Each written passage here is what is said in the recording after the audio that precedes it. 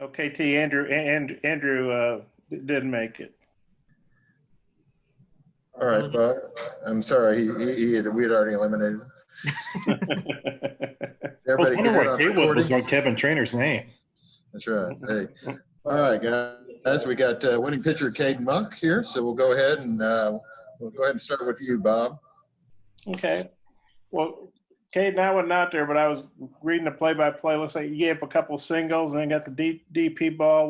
What'd you throw on the double play ball? And after a rough start in the first game, kind of what were you thinking when the first two guys got on? Threw a breaking ball on the double play ball, and I'll just try to go out today and attack the zone, build up, and feel like that's what I did. Let the defense work, and everything turned out well. I think you had 8 strikeouts, 7 in a row. What were you striking these guys out with? I had strikeouts on every pitch. I think I had a couple on breaking balls, 2 on changeups, and a couple on fastballs as well. So.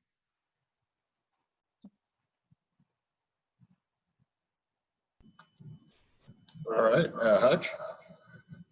Yeah, Caden, I mean, to end the fall like this, I mean, do you think this was kind of a good last message to send to the coaching staff to maybe vie for a spot in the starting rotation?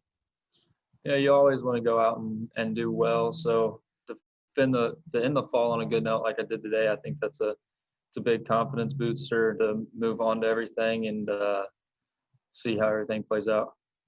Do you kind of have your sights set on starting?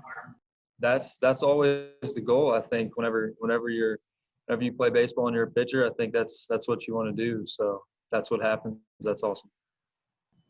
Matt. Hey, Caden, how tough was it to throw with the weather like it was today, and how much do you think that gets you ready for what you guys will see, assuming that the season starts on time in February? I mean, it was when you were out there throwing, it didn't really feel that bad. It doesn't really affect you, but the big part is moving around in between innings and everything like that. You gotta get somewhat of a routine. So in between innings, I really didn't stop moving around. I never really sat down, just pacing throughout the dugout and everything like that. I think that's the key for me to be able to handle colder weather. I think there were about 2 or 3 batters where you got them swinging at strike 3 in the dirt. Was that the breaking pitch you were talking about? Yes, sir. And then, Go ahead, Matt.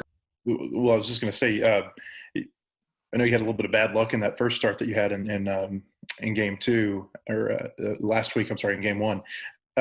Just how much better did you feel like you pitched today, though? Oh, I mean, I feel like it was pretty much a night and day difference between last Friday and today. Fixed some rotational stuff in the bullpen this week, and then everything played out well. So. Robert. Sorry, it's kind of noisy here, Caden, but I don't know if you've already answered this. What do you and the rest of the pitching staff have to do to get right before the season starts? Here for the next, 6 to 8 weeks, we're gonna work out and try to get bigger, faster, and stronger. And we're gonna take a little bit of break from throwing and move on from there. Just get in shape, or stay in shape, I should say, and move forward from there. All right, Bob, do you have another? Yeah, Caden, Dave Van Horn was saying before the series that he thought this was a really, really deep pitching staff. It was going to be hard to figure out who to travel with. There were going to be a lot of good options. Kind of, how do you feel about the pitching staff and its depth? Oh, I mean, we're loaded. We got, we probably have 8 or 9 guys that are 95 plus, and then the other guys that don't quite throw that hard are very close to it. And everybody has multiple pitches. Everybody fills up the zone. So it's definitely really competitive whenever you go out every weekend, and you're definitely trying to get hitters out and just make an impression and try to stand out from everybody else. So it's very challenging, and it's good competition. And you guys, I guess, won. That's not like you're playing LSU or something, but is it fun to win the series? Oh yeah, I mean, I guess that's the whole goal. So to come out and we had a rough start the first day, obviously. So then to come back and bounce back like we did, I think that was fun. I just got one more. Oh, go ahead, Bob. Face lineup like you have all fall, what's your take on the hitters? Oh, it's going to be scary. Once you either lineup you can throw out there and they would compete in the SEC just when you have them divided up. So whenever you put them together and turn it into one, it's gonna be scary to look at. Okay, I'm good. Thanks, man. Thanks, Bob. All right, Hutch. Yeah, Caden, I was wondering if I could get your thoughts on a couple of those young pitchers, Nate Wolgamuth, and he pitched today, then Jackson Wiggins pitched the other day. How have you seen those guys do this fall? Oh, both of those guys they're really impressive. You know, they come in and just handle their business. I mean, they go out and compete every single time, and they're gonna be big for us. That's it for me. Thanks, Kevin. All right. Hey, Robert, do you have another? All right. Everybody's good?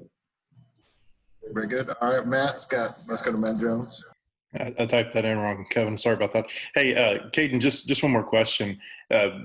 Nesbitt and Franklin had singles to start off, and then Brady Slavens had a really good double play.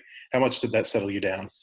Oh, you know, that's huge. I mean, things can easily unwind right there, and then one pitch can change everything. So double play ball was huge, and just to be able to minimize too is another great part. So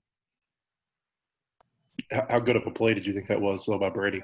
oh, that's definitely a tough play. It was a slower hit ball with a pretty fast runner, so he had to get there quick and get rid of it. It was impressive.